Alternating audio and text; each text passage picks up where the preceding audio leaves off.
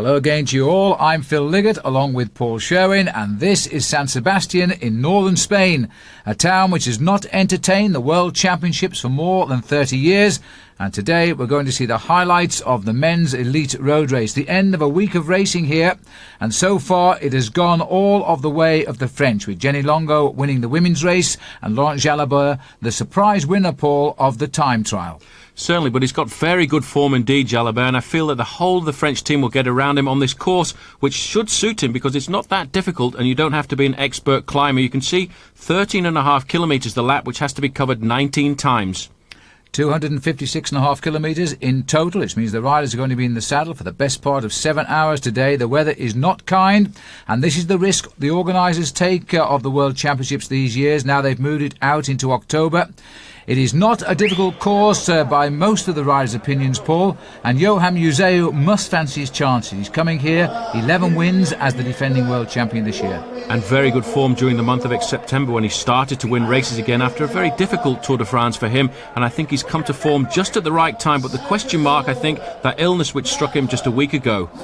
And on the right of the picture, a familiar face to us all, enjoying his first season as a retired professional bike rider, Miguel Indurain, the great Spanish rider, 5 times winner of the Tour de France and the past winner of the Tour of Italy. Well, I have to say a few words of encouragement to the team riders out there, but I think he's happy no longer to be in the saddle. The field facing up to those 19 laps that make up the distance today. And now a gentle start. Gale force winds prophesied, very heavy rain, and it is a bit chilly as well. Well, you can't get much of a worse forecast than that. And the riders were in no hurry as they rolled away early in the morning. They knew they had to face a long time in the saddle. And now we join the action as we are on lap number 10, 190 kilometres covered, and the riders have 9 men in the lead. And once again, Phil, as has been happening for the whole of the day, the Italians really missing out. There's only one Italian in this leading group of 9 riders. That's the man in 8th position there, Luca Scinto. And I'm sure when we see the main field, and it is in fact all of the work being done by the Italians, they have to control this race because they feel their man Michele Bartoli is going to be the big favourite on a course like this. Well, this is the time gap, just over 3 hours of racing under the wheels at the moment. You can see the conditions that the main field is in. Very strange weather conditions today because it's dry on some parts of the circuit. Then they go into these tremendous storms, and the gap looks to be around about 1.5 minutes here as they come through to go out onto lap number 10.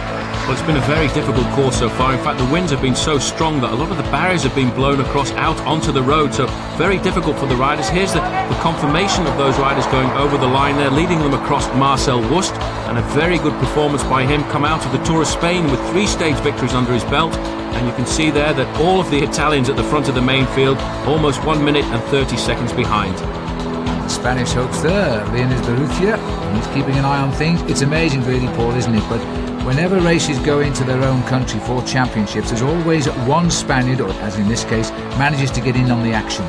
Certainly is. The Spaniards have ridden very well. I think they've come here, they know this event is on their own turf. They've just ridden the Tour of Spain just 2 weeks ago, so they'll have good form, and the men in the team for Spain here will be looking for a victory. But interesting to note, there was one Frenchman in the group here at the back, that was Pascal Hervé, but strange, in one of his last professional races riding at the front here, Tony Rominger. And he really has been an animator of this breakaway, which was much bigger earlier on. The riders up to 12, they thinned out a little bit, but Rominger has been one of the top animators of this breakaway. Certain to be his farewell big race this year, and forevermore, Tony Rominger, the former world record holder for the hour, 3 times winner of the Tour of Spain. He's always ridden well in this country, and now driving that 9-man breakaway. Other names watch out for: Ludo Dierksen of Belgium and Carlo Bomans, Roland Meyer of Switzerland alongside Tony Rominger, so he's got a teammate in there. Luca Scinto, who won the Tour of Langkawi this year, Laine Pascal Hervé and Sascha Hendricks, a new young professional from Germany. And watch out for the sprinter Marcel Wust. He had a clutch of victories in the Tour of Spain and quite clearly has the form. He certainly has, looking a little bit in difficulty at the back of that group there, trying to survive over the top of this climb. Although the climb is not a massive climb, the repetition of laps here at the World Championships will make it very difficult for some of the riders in the latter part of the event. But I think, Phil, the major player today has to be the weather. It's going to make legs very heavy towards the end of the race. Well, this is the high spot of the course, and it really isn't very high, 150 metres is the top point of the course today, which is around about 350, 400 feet. But when you climb it 19 times, it begins to tell a little bit. Now, the Italians, they will probably feel, Paul, they have the wrong man in that breakaway in Shinto. He's more known as a super domestique, but not a man we'd expect to see pull on the rainbow jersey at the end. They are trying to put matters to rights here. They certainly are. There's Maurizio Fondriest and Gianni Bugno going through the screen there. They've certainly put a lot of pressure on. In fact, looking at the clock here, it looks as if they've pulled back almost a minute in just half a lap. So they're taking it very seriously, this chase they're putting on at the moment. They want to bring it all back together and try and bring the race back into their own advantage. Well, the big gears, they were turning over the top here. Marcel was setting the pace and looking over his shoulders. He tries to drag this breakaway on a little bit more. Roland Meyer is in fact the Swiss boy who's got into third place here, so they're trying to reduce this group a little bit. Pascal Hervé has come through, former stage winner of the Giro d'Italia. The breakaway still compact as they start to charge down on what are very slippery roads here now as they dive back down towards San Sebastián. There's Tony Rominger, seems to be a little bit more cautious than the others, Paul. Certainly is. I think a little bit worried about the road conditions. You see these white lines, the pedestrian crossings that they have here. In fact, at the bottom of this corner here, the organisation have taken them off the surface to try and reduce the ability of these riders to slip and crash in this final corner as we come down into the streets of San Sebastián.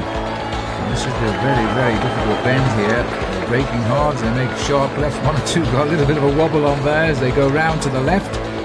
Try and keep a level eye on things. Then they've got a couple of kilometres down through the finishing line. There's the field there coming out. Now we go down to the beautiful northern coastline here. At least normally it's beautiful, Paul, because I think whenever I've been to San Sebastián, the Tour de France started here in 1992, by the way. The sun has usually been out, but today it is quite a dismal day. It certainly is. It's a very risky thing, I think, for the organisers of the World Championships to have it so late in the season, because it really restricts the number of places where they can have this event in Europe, because one year I'm sure it's going to be cancelled because of heavy snows.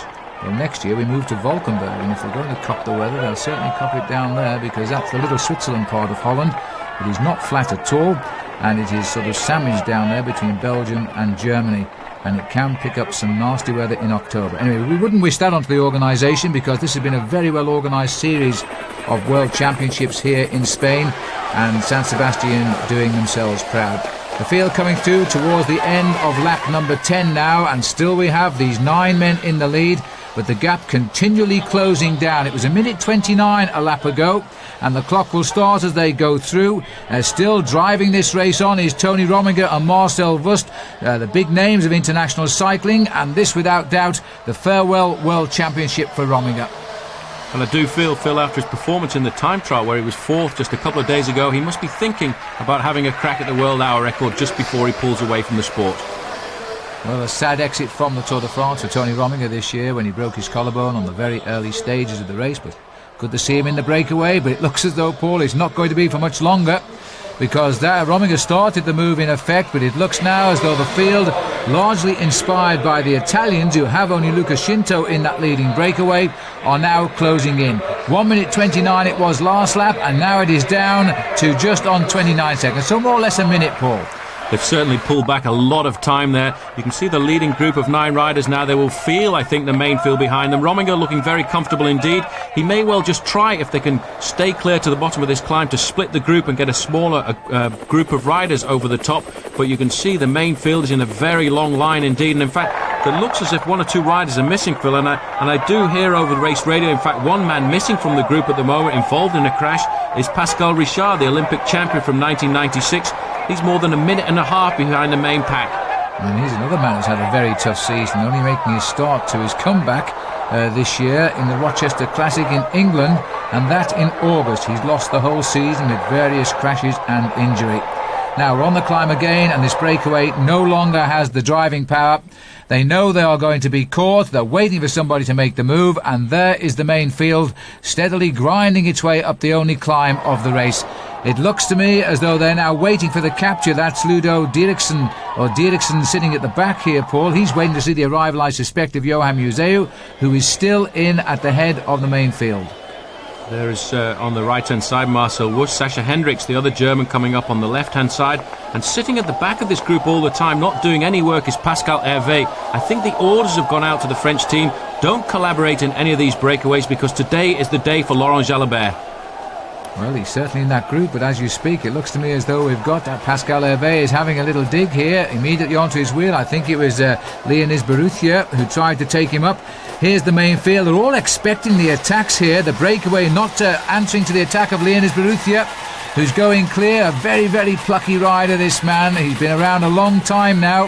He looks younger with his hat on, I have to say, because he's got a bald head when he takes his hat off. He certainly does. That's Sascha Hendricks just getting onto the back there, but the main field right behind, and I feel certain when we get to the top of the climb, Phil, once again the Italians will put the power on, control the race and bring it all back together, because today they want to make sure that they get the tactics right. The two big countries who feel they've got a good chance this afternoon are the French with Jalabert and obviously the Italians with Michele Bartoli. When you get outstanding favourites like that, Paul, the big problem is they tend to get marked out of the action. The Italians have not been their fluid selves, and neither has yet have the French. They certainly haven't. In fact, the French have done a better job so far throughout the day because they've always had a good man at least in the breakaway. But on the other hand, the Italians have missed every time, and so far throughout the morning they've had to put in an awful lot of work just to control the event. And now that could pay when it comes down to the last few laps in the World Championships. Well, there's the gap, 14 seconds, the clock timing them over the top of this small hill here. Still a very big bunch, and it must be quite unpleasant at time in amongst the wheels with all the spray that's coming off the road. As I said earlier, the race itself is passing in and out of major storms, and if you're lucky enough, you could be on a different part of the circuit and not even get wet at the moment. It all depends where you are at the time the rain comes in off the sea. Certainly do have to feel that these riders are a lot luckier than the under-23 riders yesterday, because with the start time at 8:30 in the morning, it was only just beginning to get light as those under-23 riders set out on their event there, and that was quite remarkable because that is the big problem, Phil, with racing at this time of the year. The days in Europe are just so short, and they're going to have a hard time, as you say, when they go up to Valkenburg next year. So we've got Liane Baruthia setting the pace here, Pascal Hervé, a very good all-rounder, turned pro very late in life. He's tried to marshal a breakaway with the young Sascha Hendricks. I remember watching Sascha ride in Australia a couple of years ago. He's a very good climber, and it's good to see him now beginning to develop at this level of competitive cycling. Now the Italians deciding it is time to try and chase this breakaway down and begin to think of how they're going to shape this race for an Italian world title. You see, as soon as there's any worry at all, they're sending one or two men to the front here, controlling it, making sure that they try and keep the whole pack together. This is a very fast part of the course as they drop down from the top of the mountain here back into the streets of San Sebastián, but very tricky too, because one or two of these corners, as you can see, it's starting to just dry off a little bit, and that's when the road becomes dangerous, because you have dry patches and wet patches. You can come into a corner at full speed, and then all of a sudden as you come out of it, there's water on the road, and that's when accidents happen. I'll tell you what, look at the blue, the brown and the black skies rather over the back there, Paul. It looks as though they're in for another shower any minute now, as they're trying to clean up this race and get down to the business of deciding the world title. The Italians are making it look a little bit obvious here. Now they'll probably complain that the only ones doing any work and that they're being marked heavily, but they are the ones that throw down the gauntlet each year as the team to beat. They are the all-dominant power in world cycling just at the moment, and I think if they're going to shape this race, well, now is about the time. There we are, we're up on the back wheels now of Liane Baruthia, Sascha Hendricks and Pascal Hervé. And this is, look, in fact, it's not the main field that's come across, Paul. It is a little breakaway group here, and I think Andrea Tafi is in there. Rolf Jährmann there just sitting on the back, the Swiss rider. In fact, there has been a little split on the descent. I don't think it'll be very much, but interesting to note, the Italians were the ones who put the pressure on and brought 2 or 3 men into that leading group.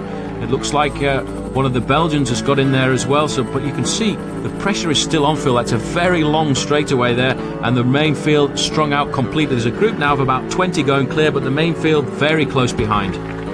Strong men, another decision being made here as they come along the windswept northern shore here of San Sebastián. And the field, who are going to stay in contention, must do something about this now and not allow a break. I've counted some 25 riders up there, Paul, and if they allow a group like that to go, then the other nations surely will shut off. Certainly in that breakaway, there's an enormous number of French riders. And Maximilian Chiandri there just sitting on the back. The Dutch taking it up here. This looks like Koers Meurenhout trying to close it all down, but the main field only 5 or 10 seconds behind, so I would think by the time they get to the finish line, it will be all back together. Well, if it goes, the French will not believe their luck, because they're driving at the front here now. Christophe Moreau, Nicolas Jalabert, Laurent Jalabert. I've seen all these riders in that move. Laurent Brochard is up there, Richard Berenc. They've been waiting for something to happen, and they've got a lot of blue jerseys at the front of that group right now. Well, they're going to be very happy with that. They won't believe their luck. This, in fact, just going into second position is Nicolas Jalabert, Laurent's brother. So he said, even though he rides on a different trade team, that today he wants to ride for his brother because they're all riding for France. But the pressure is on, and if the French can get to that climb, this could be an awful lot of damage because a lot of disorganisation coming into the main field. There's confirmation. Moreau was the first over the line, ahead of Taffy, which is quite interesting because he's been very quiet so far. So the Italians this time have one of their favourites in that leading split. Well, we're just about 65 miles to race here now, and this is the time to decide because this is a very big field here. Many of the riders did fear that this circuit would not break them up enough under the pressure. It's been a good attacking race. Rominger is the man that sort of shaped it with that big move early on. He's been swept up now. The French are now feeling now is the time. Just look at all these French jerseys, Paul. They are riding with such a great confidence this season. Well, they must think it's Christmas because they've got 5 riders in this group, and I make it around about 15 men at the moment. So if they can just get themselves together, organise it. There's only one Italian I've seen so far, which is Andrea Taffy. Then this could be the big surprise of the whole event. That was Kai Hundermark, the German man at the back there. Hervé at the front with Moreau. There's Virenque going through now, and then the next man into the frame is Laurent Jalabert. So he must think that all his Christmases have come on the one day. Laurent Jalabert having a tremendous season, without doubt the world's most consistent cyclist. That's proven by the fact he stayed number 1 throughout this year, and he really can deliver from the start of the season right through to the end. The new world time trial champion. He's only ever won 2 time trials in his life as a pro, and they've both come this year, one in Paris-Nice and one just a couple of days ago in the world title. Now he can't Paul, have any loss of confidence at all. He must feel things are going great. And I think he's very happy with the fact that Charlie Motte has come into the French team this year as the overall coach. He really has confidence in Motte. Motte is a younger man than Bernard Thévenet was, and he can relate a lot better to the riders, which are why I think they have so much confidence that a Frenchman can win the championships today. But it looks as if the French haven't driven as hard as they should have done in a situation like this because the main field, Phil, is not too far behind. I think because they've seen all those light blue and white jerseys at the front, they've realised they've got to hang on to this, because if this does get 30 seconds, the World Championship will be gone. And so, not surprisingly, it's the Italians and the Belgians this time. Sorry, it's the Belgians at the front here who are having to now to redress the situation. So if the Belgians are chasing, I must assume, Paul, that Johan Museo has not made that split. Certainly hasn't, and he's a man who we don't really know how his form is, Phil, because he had that illness just a week ago that prevented him from starting Paris Tours. He has come to the event here, says he feels okay, but he's taken a very much back seat so far, sitting in the main field, leaving his team to control affairs at the front, and it may well be that he's sent them to the front to say, okay boys, I feel good, just make sure you nail back these breakaways, because there's a lot of communications between the leaders and the men who work for them in a day like this. Well, we watched Bruno Thibault setting the pace at the front. The race has come back together again, more or less. This group only just ahead here, but you see the Italians again are driving this line on now. The French are going to confuse themselves with so many riders up here as to quite what their tactics will be. At the start, they've agreed to ride for Laurent Jalabert, and that seems to be what they're doing at the moment. The Germans are calling for more assistance in the chase, and so too the Danish riders. Well, interesting, in fact, because I've got Michele Bartoli down as being in this group, Phil, because I didn't see him coming across at all. He wasn't in the group originally, but just at the back there, if we can get a look at the back of their group, is Michele Bartoli. So the Italians have got their 2 best men in the group now, Andrea Taffy and Michele Bartoli, 5 Frenchmen. So the other teams really have got to put the hammer down, because this could be the end of the championships. Well, the strong men are beginning to show themselves at the front now. Michele Bartoli, a winner again of a classic this year. The Italian saying he is the man for this World Championship. He has made this split, and now you can see they may feel that this is it. But again, Paul, and you tell me the tactics, but that looks like it's just the Belgians now on the front, isn't it? Yeah, the Belgians have decided they want to close it down. They've only got 1 man in there, that's Nico Matin. So if they can pull it all back together, they've got 2 cards, I think, to play this afternoon. That of Axel Merckx and also Johan Museo. So that's why they're trying to pull it back together, because the 2 big nations have all of their favourites in the front. So somebody has to take up the chase as we come up to 7 laps remaining, and that time gap well under 15 seconds, so not too dangerous. No, and just look at the average speed so far as well. Just on 40 kilometres an hour, which is 25 miles an hour. This has been a very fast championship these last few laps. The pace has been accelerating all of the time. And although there is a big bunch there doesn't seem to be a lot of riders capable of sharing the pace at the front. Certainly Bo Hamburger moving up there now, so there's obviously been a general regrouping here as we come to the top of the climb. But quite remarkable to see the performance that the Danish riders have put in. They obviously feel that Bjarne Riis, who is riding this afternoon, has a good chance of getting up there, and maybe even Jesper Skibby as well. But at the moment it's all back together, and the work being done at the front of the main field by Bo Hamburger.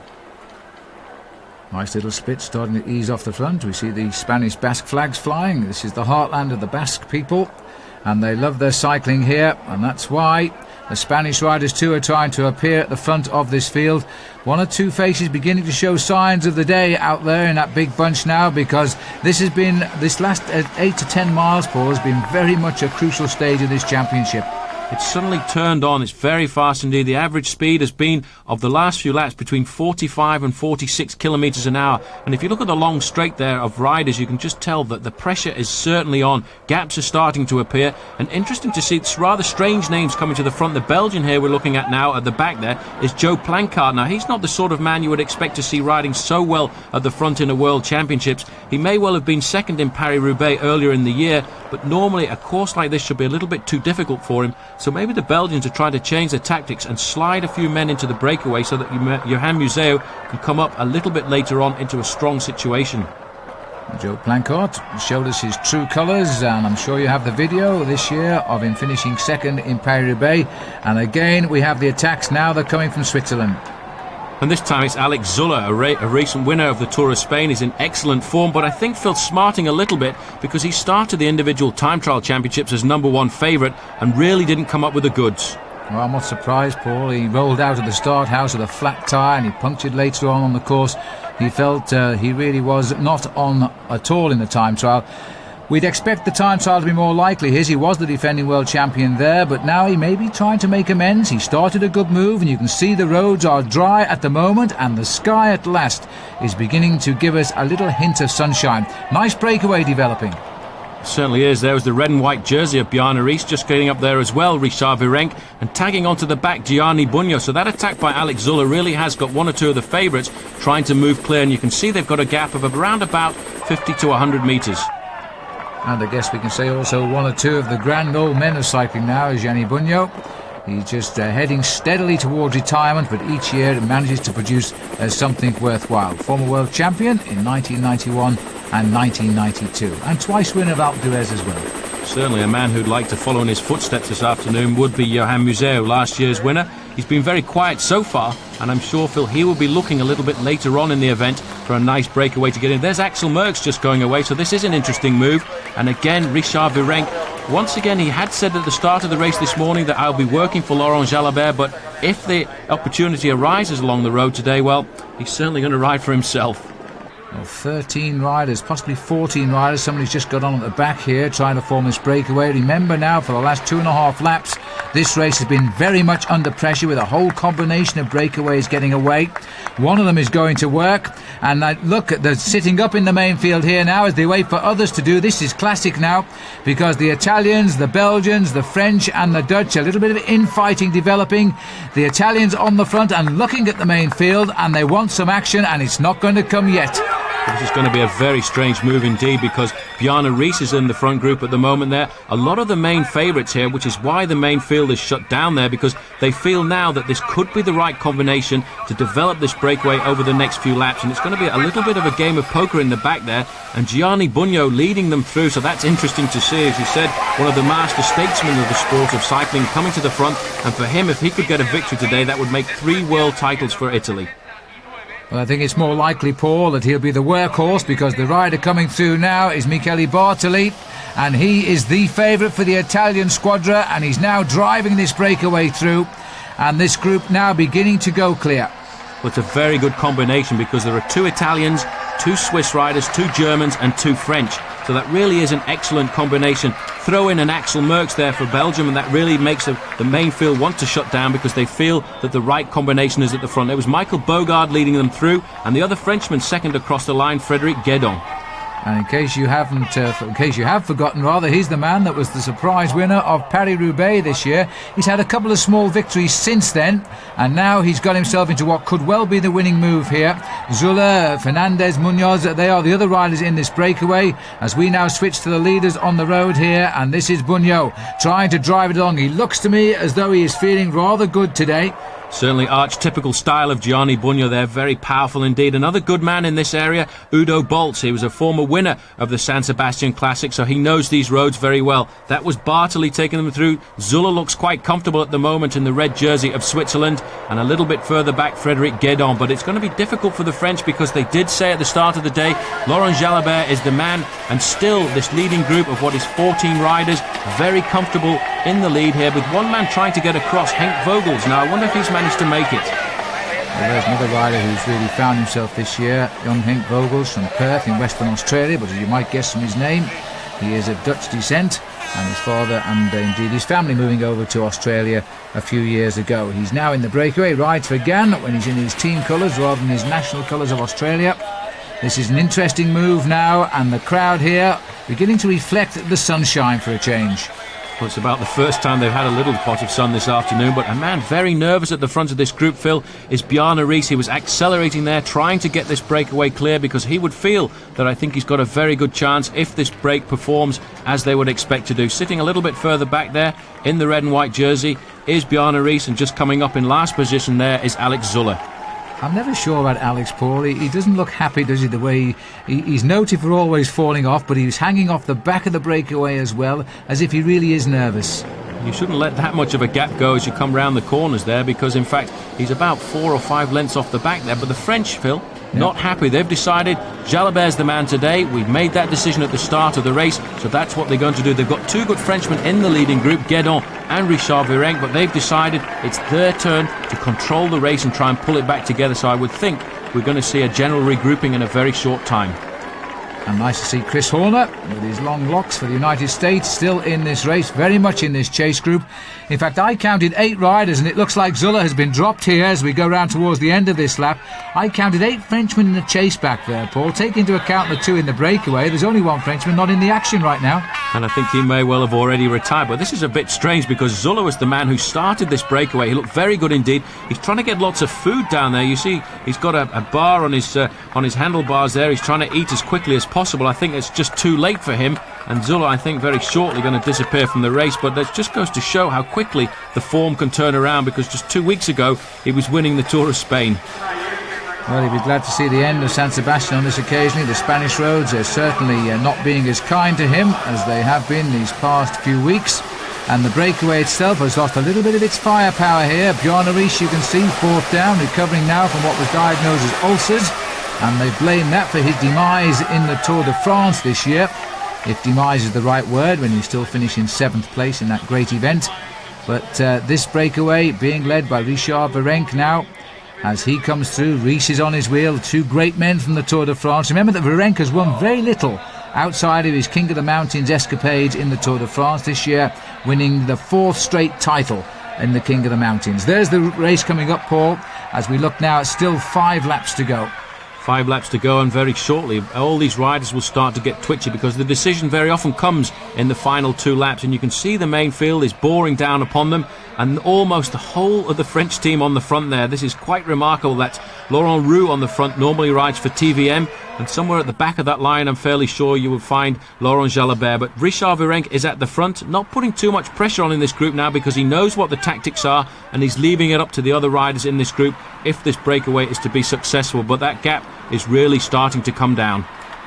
So Virenque slips away to the back, then in front of him is Undetmarkt. He's also dropping back, ex-Motorola rider of course, as Gianni Bunyo continues to push on the pace as well, and Axel Merckx is the rider swinging over to the far side. A very class breakaway, and how many times do we see Axel Merckx in towards the end of a big race, and he hasn't yet been rewarded with the good result. He certainly hasn't. He's a rider who prepares himself for specific occasions. He's not had a very good year at all this year, switching across to the Polti squad. He's had a lot of up and downs. He went to the Tour of Spain and had to retire from that event, not in good form at all. But he's come here, and it is the World Championships. And let's not forget, his dad's the team manager, so maybe he's given him a good kick in the pants to get him on form for today. Well, this is what is becoming the remnants of this breakaway now, because it's becoming to look decidedly thin as riders start to fall away. And this climb biting a little bit on the legs now. Those legs have been chilled, reheated and chilled again by the cold rain. As now 100 mark looks to the back of the line, he'd be a little bit surprised to find there's only 4 riders left in front of him, I think, as they come up towards the top. Here's the chase down, and it's also the Dutch who are getting on terms now, because they'll begin to feel that they could provide the winner today. Certainly could. One man also riding his last World Championships for Holland is Erik Broekink, who's had a very long and illustrious career. A lot of retirements at the end of this season of the big names of cycling, but this is now an interesting move because just 5 riders, 2 Frenchmen, and still Richard Virenque's not putting a lot of pressure on. He must really be holding himself back, because he's the sort of rider who in a situation like this normally would let everything go. But I think the French today, they're all behind Jalabert. They really believe that he can win because he's come out of the Tour of Spain with excellent form. And just looking back down the road there, you can see the main field, and in fact a different country now chasing. This time it's the turn of the Swiss. Well, I think Michele Bartoli has read this one. He feels it's not going anywhere. He's fallen back from that breakaway.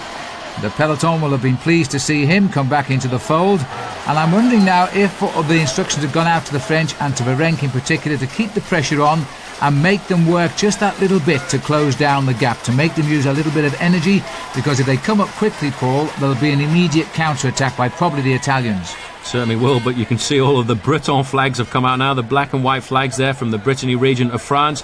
They're here for the French, really, because they really feel that Jalabert and his boys have got a great chance today. The Italians moving up into second position here, trying to control the race a little bit. They'll be happy, I think, with the fact that they have a man like Gianni Bugno there in third position in the light blue jersey there, is in this small group of 5, because when it comes down to winning from a group like this, Bugno certainly must have his chance. But with 2 Frenchmen, this can't be the right combination for the Italian Azzurri squadra. So they're looking at each other, and 100 mark looking across at the line of riders here. They must sense this isn't going to go on for long without a change of regime at the front. Somebody's going to come through. They're just hovering behind, waiting. It's very often the psychological gap, and it's also a difficult gap to judge, isn't it, Paul? Because when you start to almost cross the gap, you look round for the other man to close it down, and suddenly nobody closes it down. It certainly is a very difficult part on a climb like this, because sometimes you feel as if you can almost reach out and touch the breakaway which is in front of you. Then once you go over the top, all of a sudden they disappear. They accelerate over the top of the climb and they're no longer in sight. But you can tell by the faces of the riders here now that the pain is starting to come into the legs. The fatigue from almost 6 hours in the saddle is starting to play on all of these riders, and it's a question on this climb of just hanging onto the wheel in front and waiting for the top to come.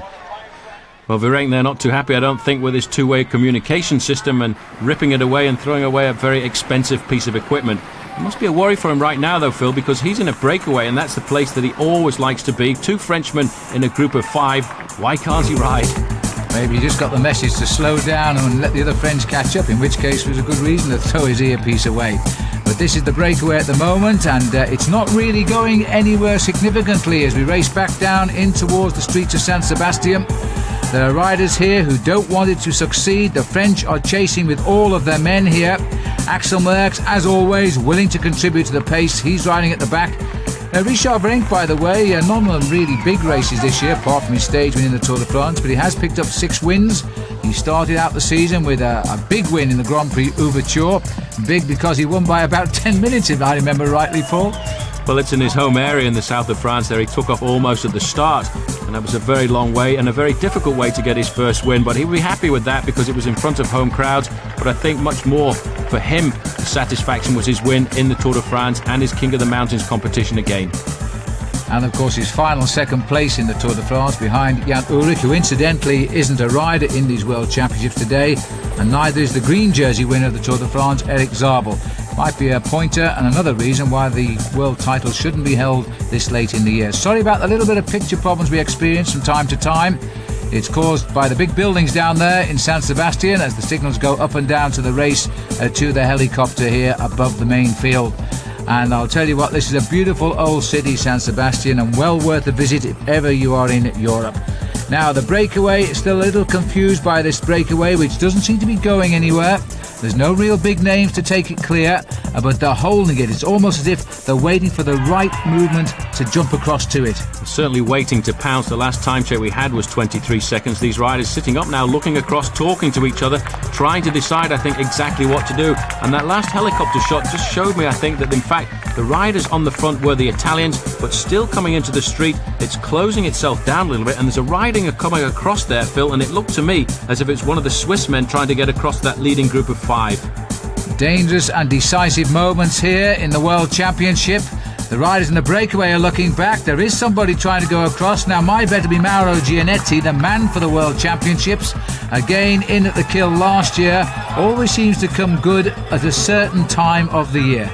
Well, he's come across that pretty rapidly indeed, and it is Mauro Gianetti, second last year when the World Championships was in his hometown of Lugano. Now, this could change the whole picture now. Now that they've got reinforcements from the rear, it could well put the impetus back into this leading group again. And Virenque now decided to stir it up at the front, try to encourage the other riders, I think, Phil, in this group, which is now 6 men, that they've got a chance, and now's the chance to go for it. Well, another nation in the breakaway. It means another nation turns off the pressure at the back. That's indeed if the Swiss had ever turned it on, because they've played a lot of cards today, and I think they're running out of firepower back there. We've seen Zuller go through and off. We've seen Rominger in the same difficulty. Yermans had a go. Now we're down to 4 laps to go. 5 hours they've been in the saddle. Sooner or later, Paul, this elastic has got to go. It certainly will. I'm sure we'll see another reaction coming from one of the groups behind. There are riders all over the road here at the moment trying to spur it on. They just saw how quickly, in fact, Mauro Gianetti got across there. Not surprisingly, the reaction has to come from the Dutch and also the Spanish, who are racing on home turf. But again, no real organisation. I think the Italians sitting back to wait and see just exactly what happens, but not a major problem, because you can see that time gap is just still hovering around the 25-second mark. A little look at the breakaway here. Let's have a look where Mauro Gianetti is. Well, looking at this, he must be at the front. There he is, far side, with the Swiss white cross on his back, as Bugno also takes the race through on the inside here. And this breakaway has got a little bit more drive in it now. And let's not forget either that Gianetti's team, Les Français de Jeu, this year has had a great season. They're almost certain to run out as the winners of the World Cup competition, which will end with the Tour of Lombardy. Surprisingly, still to come to close down this season. Let's hope it doesn't snow, because it can be very bad weather in that part of Italy just north of Milan. But these riders still looking over their shoulders. Nobody really has taken the initiative to push this break forward, which is why, Phil, it's never really got more than the 30 seconds. The 2 Frenchmen, I feel, holding back just a little bit, just tapping through, not putting too much pressure on, just so they don't discourage the other riders from working too hard. But they don't want this break to succeed, because they do feel that Jalabert is the main man. Frédéric Guédon is the other Frenchman, let's not forget, who seems to have a habit of appearing in front of our television cameras when it matters most, winning Paris-Roubaix and now in the breakaway in a World Championship. The average speed still very high indeed here, and this breakaway now seem to be, well, I was about to say, they looked as though they're getting down to working it clear, but in fact they're still looking over their shoulders, and that was Virenque who was looking over his shoulder at the back here. They're still worried about the proximity of the chase instead of getting on with the race. Well, you have to take your hat off really to Richard Virenque. He's the kind of man who loves to attack. He likes to go out on the offensive, but today he's riding to orders. He's doing exactly what Charlie Motte said before the start of the event. If there's ever any breakaways without Laurent Jalabert, we don't want them to succeed. We need men to be in those breakaway groups, but we don't want to put any pressure on the rest of the team. So just sit back and enjoy the race and wait for Jalabert to finish it off at the end. Or even maybe a Dutchman here, because this looks like a counter-attack here, and it could be coming from Servaes Knaven. Is it TVM ride? It looks like him, because Servaes Knaven, former Dutch champion, I think that was the very first race he won, Paul, when he turned pro, was the Dutch National Championships. It certainly was, and you can see here he's waited for the gap to come down to that 25-second mark, and he's leapt across there. A very fast move by him on the easier part of the course, and he's right onto the back wheel there now of Kai Hundermark, and that's a good move for him. It'll give him 1 or 2 kilometres just to recuperate a little bit before they get to the harder part of the climb. But all the time these riders incessantly looking back over their shoulders, not getting down to the job in hand, and that's why I do feel, Phil, when we get to the climb next time, the whole of the main field is going to come back together. But it just shows you how possible it is, and yet the group itself is not coming across. We get Gianetti come over, then we get Knaven come over, very swiftly, very quickly in contact. Sooner or later we are going to see this race blow apart, and immediately he gets on, he goes off the front, and that's really thrown a spanner in the works now. What do we do now? Axel Merckx decided he wanted to try and chase it down. He's looking over his shoulder for help. Nobody wants to put in too much pressure at the moment because they know as we go into these last few laps, this is when the real crunch comes. This is when every last little bit of energy is so important. If you accelerate now just once, it could be the end of the championships for you. So Servace Canavan, who's well known in Australia as well because he's ridden in the Commonwealth Bank Cycle Classic over there his last year as an amateur and now settled well in as a professional bike rider. He has just pedalled up to this breakaway. He has now decided to try and hit them while they're soft and go clear again. Still looking over his shoulder though, Paul. He wants help. It's still a long way to go, let's face it. It's still a very long way to go. Almost 45 kilometres till we get to the finish, and Canavan looks around to see what sort of reaction is coming behind, because I don't think he expected to get away so easily from that group of 6 riders. In fact, one of the motorbikes getting in the way there, and it looks as if the main field may have all come back together. This is Laurent Jalabert there with Bo Hamburger on his shoulder, and again a little split in the main field. So once again Jalabert proving that he's got the power. He's coming to the front a little bit too early. He has to wait, I think, for the climb, and not far off his wheel you can see Michele Bartoli, the man that the Italians think is the man who's going to walk away with the win for Italy. Well, this is an even bigger and select group now because all the breakaways have been swept up, and again Holland are taking the race to the rest because this looks like Bart Voskamp who's gone clear.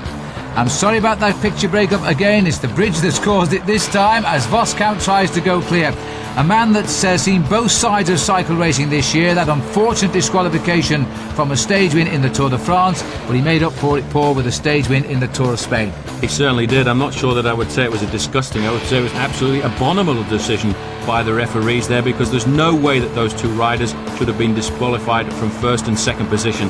It was a dodgy sprint, it was a close sprint, but sprinting is all about danger. But at the end of the day, he did come away with that victory, but I feel sure that the man who was third across the line there, Traversoni, on that day in France, must really wonder if he really did win a stage of the Tour, because the man we're looking at now in first position, Phil, for me, he was the real winner of that stage.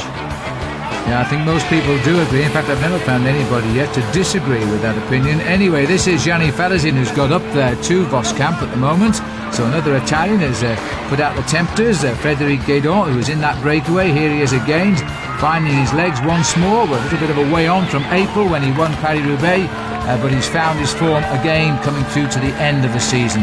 And that's always a good sign when you're lining yourself up for 1998. Now, the French are finding themselves on the defensive again. In fact, Guédon has come to the front of this group because in third position there with the yellow helmet is Laurent Jalabert. So they'll be quite happy, I think, with this situation. Although the attacks have come thick and fast from the Dutch, they will look around there just to see what the composition is. There's Jalabert in the yellow helmet. Coming across now, one of the Italians. Everybody starting to try and ascertain just exactly who is in this breakaway. Bo Hamburger now in the red and white jersey for Denmark coming to the front, but Jalabert very nervous. This is the situation he wanted. He's got a small group away on the climb. He should go to the front, rally the team around him and put the pressure on. Maybe it's because in third position there is Andrea Taffi. He's a little bit worried about the Italians, but Bo Hamburger taking advantage of that and just riding off the front. But Rees is here as well, so good move by the Danes. This is a very good move. Nice to see little Bo Hamburger mixing it with the best of the riders here at the front. He's a very good climber. I wouldn't have thought this was particularly the course to suit Bo. He's 27 years of age now, and he's had some great victories in his career, but he seems to have found his form. There's Max Chandri, 114 for Great Britain. He's also in what appears to me to be one of the final selections of this year's tour. And Cham McRae of the United States, far right of our picture. He is having a tremendous entry into this level of racing, riding very well indeed. But most important, number 1, the man of last year, Johan Museeuw, he's come to the front now. Chris Horn has decided he's going to go off the front of this group, and joining him, Laurent Brochard there in second position, the Frenchman for Festina. But in fact, got it wrong there, Phil, because these riders are coming up from the rear. Nonetheless, a good effort, Paul, because I think the riders who didn't recognise that this was the split were in a little bit of trouble. This bunch has been halved in size now, and Chris Horner is attached onto the back, and also with him Laurent Brochard is having a great season with his triple stage victories in the Midi Libre and of course his stage win in the Tour de France this year. And you can see, even though the pressure has been put on, Guédon has pulled it all back together there. The main field, once again, Phil, I think because of the nature of this circuit, it's such an easy circuit on this climb, easy for us to say sitting here in the commentary position, but it always seems to come back. You put a little bit of pressure on, but the riders can recover and pull it all back together just a little bit later on in the climb. Well, I think it is because, Paul, that a lot of riders in this race today really believe they can win this World Championship. The race is taking on a very strange format indeed, as once more now, this time it looks like Jalabert is having a dig at the front to see who's going to go with him. And the ever-aggressive Andrea Tafi, got a big classic win this year in the Rochester Classic, is there with him. Well, Jalabert's got the power, he's got that position of the strong days. Joining them is Bo Hamburger in third position, and it'll be interesting to see just what sort of a gap they have over the top. The response there coming from Germany, that looks like Udo Bolt, and not far behind, Bjarne Riis, who's riding a storming race today. He's been at the front consistently over the last 3 or 4 laps, so he too is looking for the move. That is Bolt's there coming through for Germany. There, in fact, Laurent Dufaux in third position, and still Chan McRae at the front of the main field, riding very well with all the Italians around him. Oh, Bortolome's face with a picture there too. This is a crucial climb this time. A lot of legs are saying we can't take many more of these little hills, because this, the field is completely split up here. Bjarne Riis is trying to get a free ticket to the front here because he will feel he can't take on the chase, because Hamburger has taken the advantage for Denmark, but he's holding number 2 wheel in that chase group, and I'm sure knowing Bjarne Riis, he's hoping that group gets across. Well, 20 odd seconds is the gap there. A nice tactical move, in fact, by Richard Viren, because he could see the pressure at the front of that group, and he actually sat up in about 10th position to let that smaller group go away, because he wants a larger group to go across to Laurent Jalabert. A group of 8 or 9 would be the ideal situation, because they could work hard and build on the lead that they've got at the moment. But still, a lot of riders in with a chance at this Worlds. Jalabert, Hamburger, Tafi. These are the riders now who are trying to see, is this the crucial break of the race? Because we've seen a lot of attacks these last 6 or 7 laps, and none has succeeded, but it must have caused damage back in the big field. Andrea Tafi, he rode so well towards the finish last year when Johan Museo outwitted him. A little word there in the ear of Laurent Jalabert, the world number 1 rider, and I think he may have said, I'm going to put the pressure on and come with me, because of course with so far to go he needs help here. But Tafi knows he will have the strength of the squadron behind him from Italy. Little Bo Hamburg will have to make the most of it, and of course the Frenchman Jalabert, he knows his team are firing today as well. They certainly are. They're firing for one man, and that's himself, which is why he dare not let Andrea Tafi get clear at a time like this. Tafi won't want to go away alone at the moment. There's still almost 3 laps to go when they get down to the finish line, so he's going to try and stay together because he wants strong men like Jalabert with him. And it looks though we've got a little bit of a counter-action coming across here, and this looks like Liam van Bon who's trying to get across. The Dutch colours from the back take a little bit of getting used to now. They've changed over the years, but this is Van Bon as he tries to go clear, but he's freewheeling. Could be significant that the field is coming up, and there they are. And they're arrested by the Germans, and in fact now a little bit of teeth gritting going on, because when you've got Tafi in the lead and you've got Laurent Jalabert, you've got to close it down quickly or the world champion is up the road, that's for sure now. It certainly is, but you can see again there's a little split in this main field. 1 or 2 riders going off the back at this time, but there's obviously alarm bells ringing, and they're ringing at the right time because they've brought it all back together. Andrea Tafi and Laurent Jalabert with Bo Hamburger are back in the main field, but Tafi's not going to surrender that quickly. He's decided, I want to keep going. This is the chance. The rain again feels starting to come down, so if they can just reach the descent, it may well be that they'll pull away once more. This is a very strange race. It is. Nobody can break the elastic, can they? But Andrea Tafi here is a single day rider, is a classic rider. This year he's had 2nd in the Amstel Gold Race in Holland. He got his big win in the Rochester Classic, a World Cup race in Britain. And last year, of course, he won the Tour of Lombardy and the Paris-Brussels and finished 3rd in Paris-Roubaix. And let's not forget either, Paul, he did finish 6th in these World Championships last year too. He certainly did, and what a great day that was for Italy. They got it wrong a little bit at the end there, because Johan Museo went away with Mauro Gianetti. Bartoli was 3rd, and in fact Tafi, as you say, was 6th. But these riders, they're still trying to insist, still trying to get clear. But this time the main field has come back, and I'm sure the attacks will come again. And you're absolutely right, because as soon as they've caught the 3 breakaways, there's been a new attack launch here. Not surprisingly so, because there are so many fresh men here. They're all thinking that sooner or later one of these moves is going to succeed. And it could well be that today it's going to be a tactical breakaway rather than a breakaway of sheer strength, because it is such a strange day, Phil. The rain again starting to come down at the top of the circuit, but here on the streets of San Sebastián it's almost dry once again, and when they get out to the part of the course which is alongside the sea, the wind is coming across there at an unbelievable force. Now a little bit of a regrouping, and those riders who thought yet again they were off the back are scrambling back onto this big peloton, and they're reforming into a bunch of something like 80 cyclists here as we head down towards the end of the lap. And again the Germans once more trying to take control of this race at the front. Certainly, that was Kai Hundermark. He's been riding very well this afternoon. Well. He's had 3 victories so far this year, but the man deciding that there's still a chance of forcing a breakaway is Taffy. Once more he's come to the front, and coming up there now is Wilfried Peters in 3rd position, always a good man, and normally a teammate of the Italian, so that would be interesting, but not very many gaps appearing in this main field, but once again a very greasy surface coming into the end of this lap. A little bit of a wide sweep as well here as Taffy tries to turn the screw that little bit tighter. A lot of gaps forming between the wheels. This is the bend that none of them seem to like, and is going to play a crucial part possibly when it comes down to the end of this championship. Little split there. You get a chance to see one of the 2 riders a little bit further back. There's one of the British riders coming through, Matt Stevens.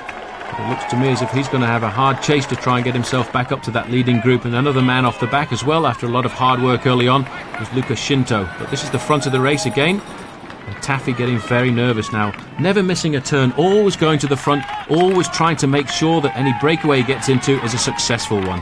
And tagged on the back there, my old mate Sasha Hendricks, whose little thin legs belying the strength that comes out of them as he tacks on to this leading group. And the breakaway again being driven on by a very typical stance of Andrea Taffy. He just puts it into this big gear, he goes very hard, then looks over as if to say, well, isn't anybody going to help?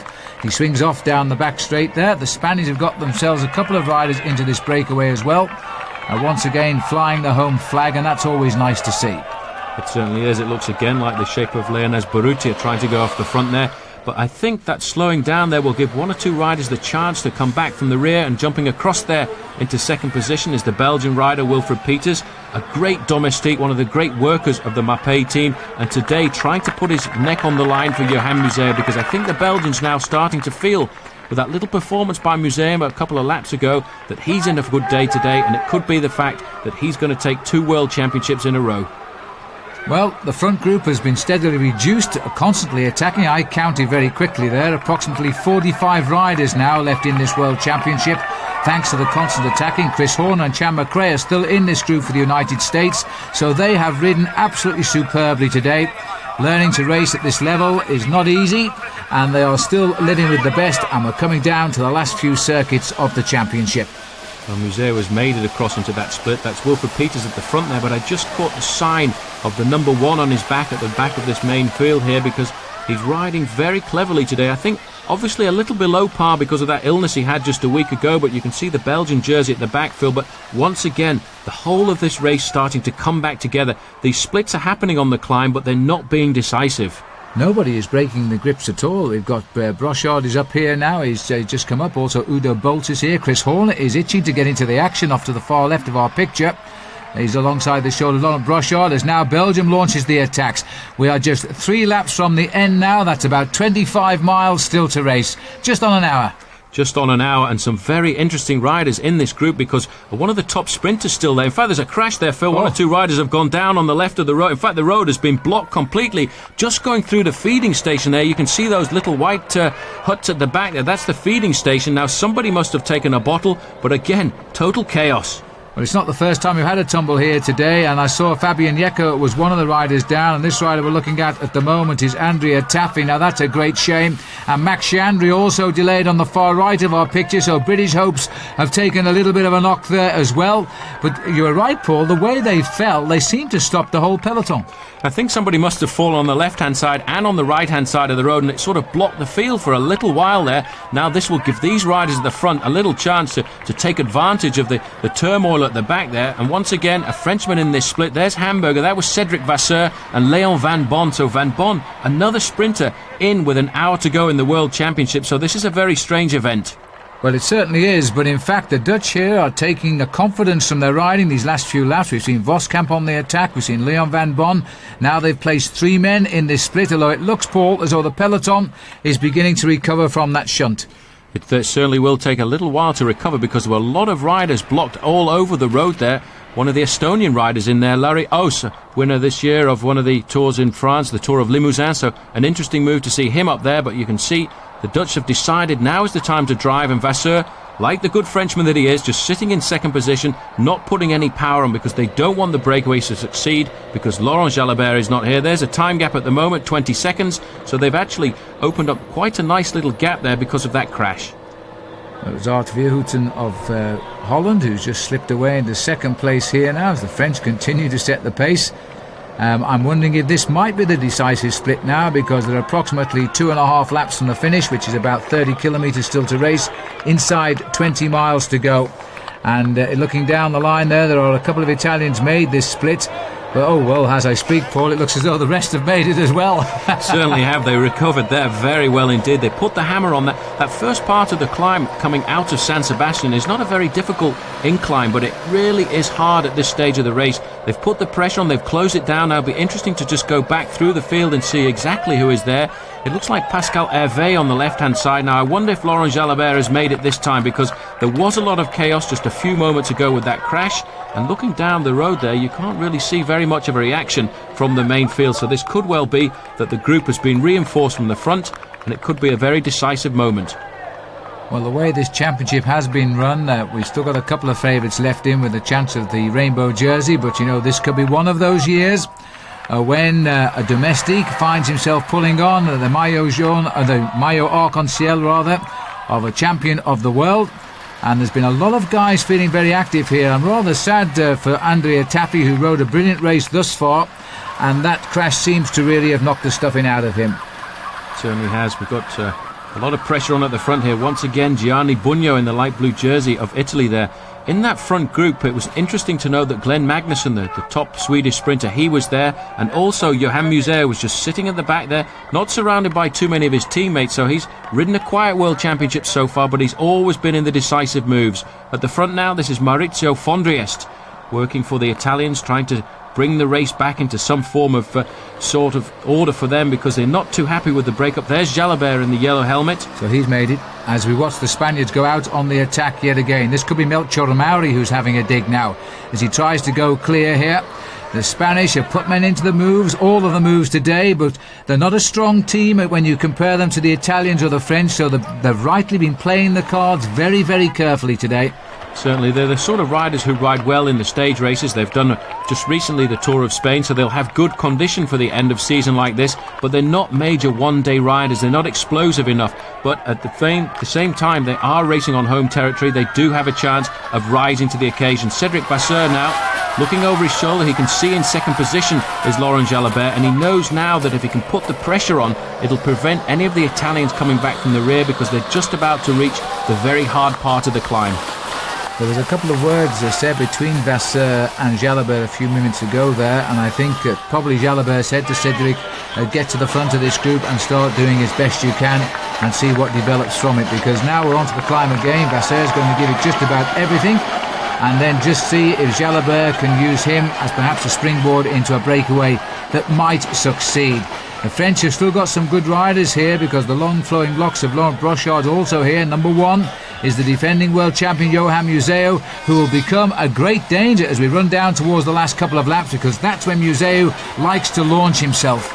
Certainly does. He's a sensible rider, a very good tactical rider. One of the Frenchmen just going off the back there at the top of the screen, you can see, in fact, it's the brother of Laurent Jalabert, Nicolas. He's done all of the work that he can to try and put his brother, who's at the front of this group, in an ideal position. Going through there, a couple more Italians. That was Gianluca Bortolami and Rebellin. But you can see the danger of riding at the back here because the splits are starting to come and the pain is starting to increase. Jalabert, Phil, has decided to take advantage of the work by Cedric Vasseur. Now he wants to go following him. Another Italian there in 4th position. That's Francesco, I should say, Casagrande. So the Italians still got a man there. And also the Americans have too, because Chan McRae I just caught sight of in this group. In fact, as I speak, Chan a little bit of trouble on the climb there now. Just lost the wheel in front of him, but he can maybe hang on here. Jalabert has put on the pressure that has sent Chan off the back of this group, but they could still regroup. Now 4 riders trying to go clear. Now this is a significant move because it's come under the extreme pressure of the race, and this means the strongest men are now trying to go forward, just around about 6 seconds to the 4 or 5 chasers, Paul. It certainly is. It looks as if, in fact, there's a real gap starting to appear now. This could be the decisive moment. Laurent Jalabert could have used his power just at the right time. The man going through there about 24 seconds behind was Michele Bartoli, so he's missed out. And there is Bjarne Riis. Well, he's 30 seconds behind at the moment, but this lap has certainly started to make the damage. And Bartoli under French escort there, because there were 2 French riders with him, and he can expect absolutely no help because they have Jalabert right where they want him, up front. Well, while cameras seeing the main field in the World Championship here being split up on the climb, which brings them up to around about that 450-500 foot mark, as we now refine ourselves back up towards the leaders. And this is Lorios at the front now. Oos, who has come through this year, rides for the French Casino team, is an Estonian rider, and also with him now and still in the action we've got Roberto Heras from Spain. The Spaniards are celebrating, don't forget, a very successful Tour of Spain this year as well. They certainly are. Heras, in fact, one of the revelations for them in the Tour of Spain this year, because he really rode well and won one of the final stages there. A very tough stage for him, and I think crowned it all for the Kelme squad, because they had a marvellous Tour of Spain this year, walking away with the team prize, which for them I think would be a very happy crowning glory, because they are one of the teams who've been in the sport of professional cycling for one of the longest throughout the history of the game. And they've had a tremendous, not just the Tour of Spain, Paul, but they had a great Tour de France, and they had an exceptionally good Tour of Italy. So they've had a wonderful season, Kelme, and the team we don't talk about very often. We just seem to accept the fact that they are always there. And it looks to me as though everybody else is always there now, because I would think something like 20 riders reforming here. And each time they reform now, though, we are losing riders out the back door, and it does appear as though they are not getting back. Well, that's what happens when you've been in the saddle for almost 6 hours. It's repetitive nature of the sport of professional cycling. You put the effort in lap after lap, and all you can hope is that you save enough energy to respond to these attacks when it comes to the end of a World Championships. All the time now, the French starting to increase in numbers at the front of this main field, and I do feel, Phil, that Italians today really have played the cards completely wrongly, because they've missed out all of the time. There is the defending champion number 1, Johan Museo. He hasn't got very many teammates in this group now, so he must ride with his head and not with his body. As he so often does, doesn't he? But he's sat at the back there, he's allowing everybody to have a go and be brought back. He's doing absolutely nothing, Johan Museo. David Rebellin, winner of 2 World Cup races, looking over his shoulder there as he sees another Spaniard just about make contact, and that will be Alonso, is it? Who's just come on to the back. Let's get back up to the leader here, because we've now got an attack here by the Dutch, and this is Koos Morenhout. And didn't he start life out with Motorola, Paul? He started riding as a stagiaire, actually, along with Max van Hazelwyk, and he didn't ride all that well, and he didn't get a professional contract for the following year, but he was picked up a year later by Rabobank, and that's the team that he rides for at the moment. And he's obviously progressed a lot since then, because he's at the front of the World Championships with, when he comes down to the finish line, just 2 laps remaining. And it'd be interesting to see who's the team that's going to take up the chasing now, when I'm sure it would have to be the French, because they can see the power of Laurent Jalabert, which is why we've got Cédric Vasseur at the front. What a great season he's had, a major revelation after his yellow jersey in the Tour de France, and we certainly learned a lot about the Frenchman there, because he's got an awful lot of courage. And his father Alain will be very proud of him. Alain Vasseur, who was also a former stage winner of the Tour de France when in the days he rode for the famous BIC cycling team. Now he flicks his right shoulder and says, come on, give me a hand here, because this is going to be a big chase down if we're going to get stuck in. And it looks as though Melchior Mauri is the rider coming with him. Well, he's a man with a lot of power, a big engine, a former very good time trialist, although over recent years his time trial just seems to have gone off just a little bit, as he's become one of the elite domestiques of the Once squad from Spain. But you can see now, Phil, a very serious group starting to appear at the front here. Now, once they come down to the finish line in San Sebastián, that will be just 2 laps remaining, and this could be the important break that we've been looking for over the last few laps, although it has been a very strange race indeed, with breakaways going away all of the time and always coming back together. But I think now this is going to be the decisive move, with Vasseur at the front putting the pressure on. So obviously Laurent Jalabert very comfortable sitting in that group somewhere, waiting for the final kill. Well, I'll tell you what, Vasseur is feeling pretty frisky here, because he is riding this course with a great show of aggression right now. which means he's got Jalabert in the group, and that's all he's worried about. This is the man who's trying to reshape the race at the moment, Koos Moerenhout, but I think he's going to be caught very, very shortly now. He might just about survive till he gets through to the end of this lap. This is the left-hander they're all feared of, but at least the roads have dried out now, and I think with a little bit of luck, Paul, we've seen the end of the rain for the day. I'll keep my fingers crossed for the last couple of laps because it is very blustery here and the wind keeps pushing the rain in off the seat.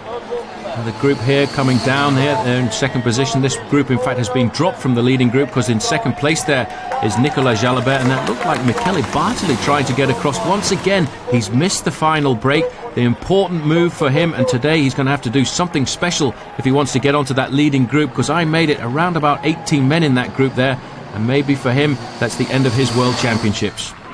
Well, I think you're right, he's going to have to do something rather special now if he's going to get back across the gap. And this, again, a group of riders here. They're trying to chase down that leader, but these are what, third group on the road, fourth group on the road I think they are now. Certainly you've got a chance there to see Voskamp, Andrea Taffy, who was in that crash earlier on. He's managed to get up and get himself back into this group, as has Bjarne Riis. But a lot of time between those riders and the leading group, so it's going to be difficult for them to pull it all back together, with once they cross the finish line just around about 27 kilometres or 15-16 miles to go. Moerenhout on the front here on the promenade at San Sebastián, looking over his shoulder but starting to feel a bit pained now, Phil. You can just see almost the lack of power in those legs. He's slowing down, he's waiting I think for reinforcements to come up from behind. Well, this is the tough stretch of road here with the wind coming in off the ocean, and again now we're seeing a little bit of action now begin to come from the Belgian team. And is this Johan Museeuw himself? It's about this time of the day when he wakes up, Paul. He's come to the front just to see if anybody's going to come and race with him, but it looks as though Brochard doesn't want to work with him, but he's quite prepared to attack by himself. Well, that was Museeuw just, I think, trying to force a little split at the front there, but Brochard here obviously going out for the French squad. He's seen the fact that Moerenhout has been away for a long time. He tried to leap across there. They must be very happy about the situation at the moment. They've got Laurent Jalabert in there. You can spot the yellow Once helmet there in about 5th or 6th position. And with men around him like Laurent Brochard, Cedric Vasseur today, he must be feeling very confident indeed going into what is going to be the crucial stage of this World Championships. Well, I make it 18 riders here trying to hunt down Koos Moerenhout, and a little group coming across here of another 6. And this is going to redress the situation a little bit at the front, because that is Bartoli coming over the gap. And still Koos Moerenhout, sometimes he appears to be slowing down, then he gets on with the racing again. I think ideally he'd like just a couple of riders to come and join him right now. Certainly realises that with 2 laps remaining on the line this time, it's going to be very difficult to go it all alone, but he can't work out what the tactics of the teams are behind, because they seem to close in on him, then they let him go out again and build up his lead to 50 or 100 metres. But Vasseur now is definitely decided now's the time to put a stop to it. We want to go to the bottom of the climb this time all together, so it could well be that this is the lap that Laurent Jalabert is going to put the pressure on, because if he waits till the final lap, then it's too close to the finish and riders can respond and recuperate and pull it all back together. So I feel, Phil, this is the time when Jalabert is building up for that big attack. Absolutely. This is the psychological lap. This is when the race surely will be shaped now, and the riders who come round to start the final lap will be the men who are going to decide the destination of the medals. And that has never been apparent since this World Championship began. We've been going now for over 5.5 hours, as we still have 2 laps to go. No one has really showed us yet they can take this world title. This could be a very open championship right down to the end. Bartoli here desperately trying to get across the gap, and he's still looking for some 19-20 seconds. Well, he won't get any help from the 2 men behind him. That was Frédéric Guédon and Nicolas Jalabert. They'll just sit there and wait and hope that he fails when it comes round to the climb. The main field a little bit further back. In fact, nobody now able to chase as a team. They feel that they have the right men in the front. Just 1 or 2 of the lesser nations coming to the front to keep the speed in the legs there and try and pull it together. But I think, Phil, that it's over for the main field, and the winner is going to come from that leading group of 18 or so riders. And here they are as the pressure goes on again at the front. Bo Hamburger's up here, Paul, from TVM. He's looking pretty good at the moment. We've also got Heras, who's had a great Tour of Spain, as you said, and now he's having a great world title race on the home countryside today. This is a very elite group here now, but it's swelled, and I guess we've got some in the region of 20-22 riders. Certainly have some very dangerous men in that group. Udo Boltz is in there, and I caught a glimpse just a few moments ago of a Swiss rider, Laurent Dufaux, at about fifth from the left-hand side there in the red jersey of Switzerland, so he's also a dangerous man when it comes to this penultimate climb here, because if the pressure does come from Laurent Jalabert, surely Dufault will be able to go with the move. Well, Dufault, one of the Festina team that's had equally a good summer series rather than a good World Championship this year. And Laurent Dufault had a great Tour of Spain until he really had to concede in the end that Alex Zula was simply too good for him over the 3-week event.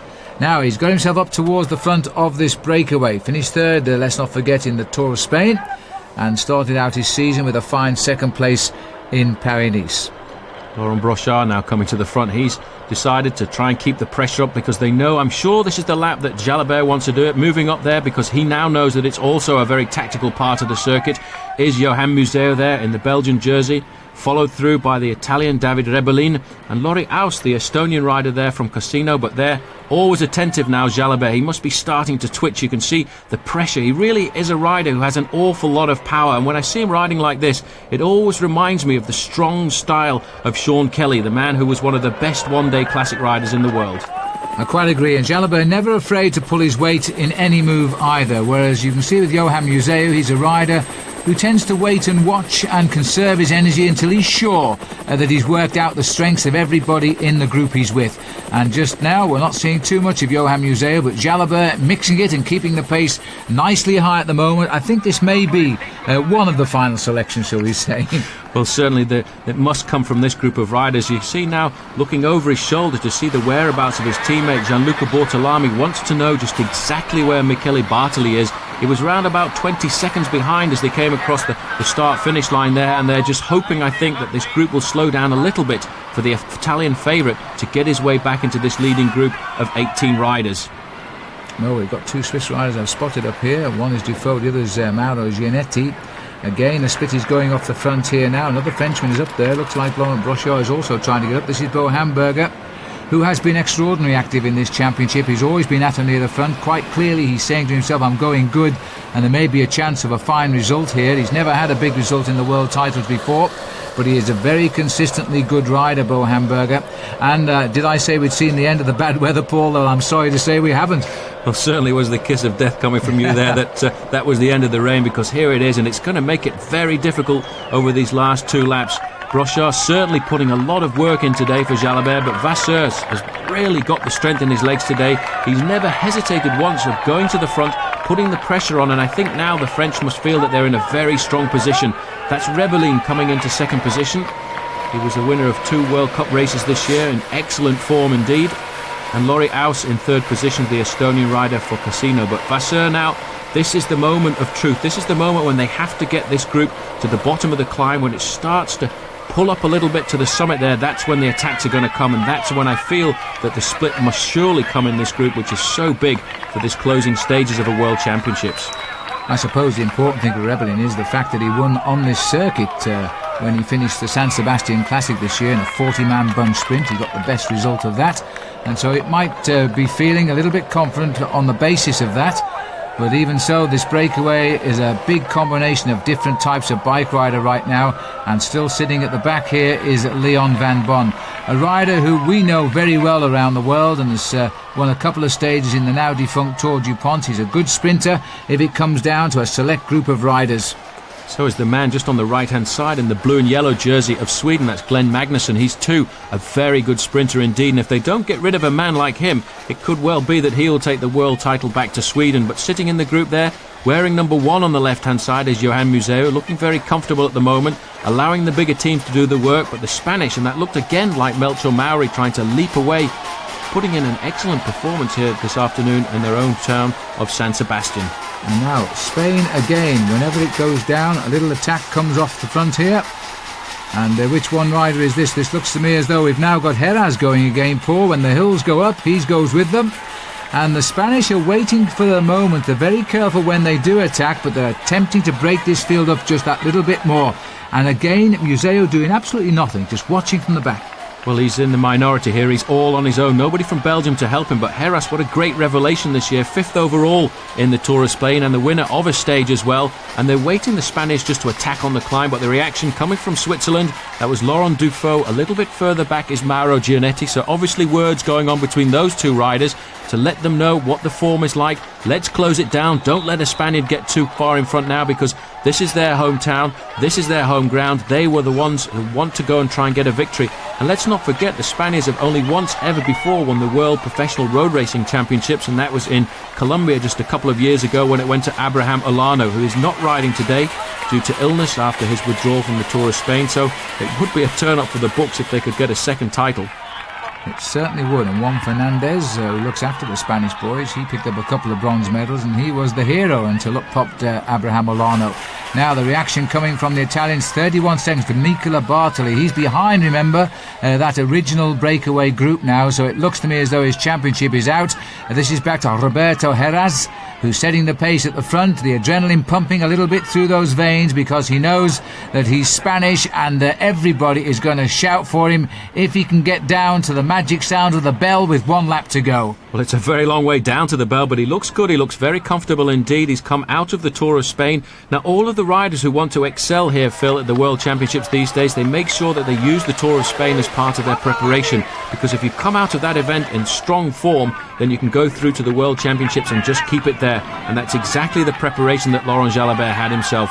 Finishing up there in the overall standings alongside his teammate Alex Zuller, who won the event. He certainly must be a man when it comes down to the final crunch, but I'm surprised that he didn't attack that time up the climb, because last time up the climb it's going to be very difficult because everybody will be watching each other. Well, Heras here. Again, looking over his shoulder, but here comes the dish of the chase here. That's an attack by Leon Van Bon, who's gone down the far side of the road. It hasn't been picked up by Laurent Brochard at all. There certainly will be no reaction from Melchior Mauri here, number 78, so it looks as though Leon Van Bon is free to try and join the Spaniard, and this could be the surprise result we're looking for. A good move by Van Bon there. He waited to see what the reaction was going to be from the French, and Brochard to me looked like he was just setting a tempo on the front there. He didn't want to work too hard and pull the Spaniard back too quickly, but just keep him at a reasonable distance, and that's why Van Bon decided, if I can get across there, 2 riders at the front, we'd have a good chance of staying clear. So Van Bon now, number 108, he's trying to get across the gap to the Spaniard. In fact, it's not, it's Moerenhout who's gone clear, Paul. I was sure that was Van Bon who attacked, but this is Koos Moerenhout, who is now trying to get across the gap and is on his own. Well, he's found a spare pair of legs, because I thought he was finished when they came and picked him up a lap ago. Well, that's a remarkable comeback for him, because he certainly has had a very hard championships, and if one man can get across to this leading rider, it's going to be him, because he is a very good rider on his own, a good rider against the clock, and if the two of them get together, well, that could well be a change in the championships. But I do feel sure that the French have played their cards correctly so far today. If these two riders get together at the front, I'm sure we'll see the light blue jerseys of France come to the front of that group, organise the chase and bring it all back together again, because I'm so sure that if that group can stay together, then Jalabert's got a brilliant chance of winning the sprint. The trouble is now the French have lost the monopoly of that breakaway group at the moment, because they've only got Vasseur and of course Laurent Jalabert in that breakaway. The Italians have got a bit more firepower up there now with Francesco Casagrande and David Rebellin, and maybe they can do something about it. And Nicola Bartoli still off the back and not looking to me now, Paul, as though he's going to make contact. But a very hard chase if he does make contact. Still, it was 30 seconds at the top of the climb, it was 30 seconds at the finish line, so he's riding all on his own. Nobody in that group is going to help him at all. They know that he's one of the major favourites of this championships, so if he ever does make it back to that group, it will be something of a surprise. Now we're heading down towards the end of the penultimate circuit here, just 13 more kilometres to go when they hear the bell. And this is the counter-attack coming from Koos Moerenhout. Now, can he get across the gap? In the far, far distance there is the Spanish rider, and he really has got quite a gap at the moment. And if these two get clear, well, I don't think there would have been a single penny spent on these two riders as potential winners of the World Championship today. But that's the way this race is, and Bartoli, Paul, is coming back, and that's the chase group in front. Well, that's remarkable. I think, in fact, one of the Italians had dropped back from the group, and it looked very much like Gianluca Bortolami had waited to see what the gap was. He dropped off the group, waited for Bartoli, and he's going to pull him back. Now, that will change the tactics of the French, because if he just makes that junction, well, then it's going to be a very strange last lap for the Frenchmen, who I think felt they had the upper hand with Laurent Jalabert there, but now that Bartoli's back in the picture, it could change it completely. Absolutely. If that group gets across, it'll give us either 4 or 5 Italians in the front group. That means the French will probably stop working.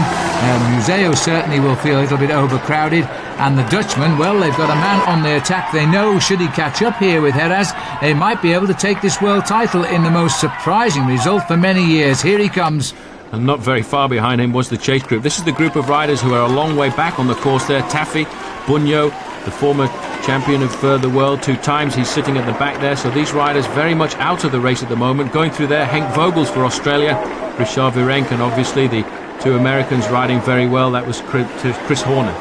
And Chris Horner with the long flowing locks, not to be confused with the other man with the long flowing locks, who is Laurent Brochard, because he's up in the front group. This is Heras, and he's just racing at the moment. 15 kilometres it is to the actual finish of the world title race now. When he gets down to the start finishing line, it'll be even less. But if he can just get there, you'll hear the cheers from the crowd. He's about to be joined by a little, not a teammate, but a friend in arms right now in Koos Murenhout, as they take on the remnants of this World Championship. This will be the kilometre to go in about 14.5 kilometres time. It certainly will, but you can just see how strong the wind is here. Murenhout in the back, a very good rider from Holland, having a great deal of difficulty getting across there, but looking down that long straight field, you can see the rest of the group. It really is a tantalising situation now. You've got the man at the front here, Heras, being chased by a Dutchman, and only about 150 metres behind is that group of 18. Now surely the French have to take control of the race, control it and bring it all back together, but they seem to be quite absent from the front. Well, Bartoli has made contact and he's sitting at the rear of this group now, so he's done well to get back here. And there's 1 or 2 turnings of the heads there. I think they've realised he's just come on the back of this group now with that small group of chasers.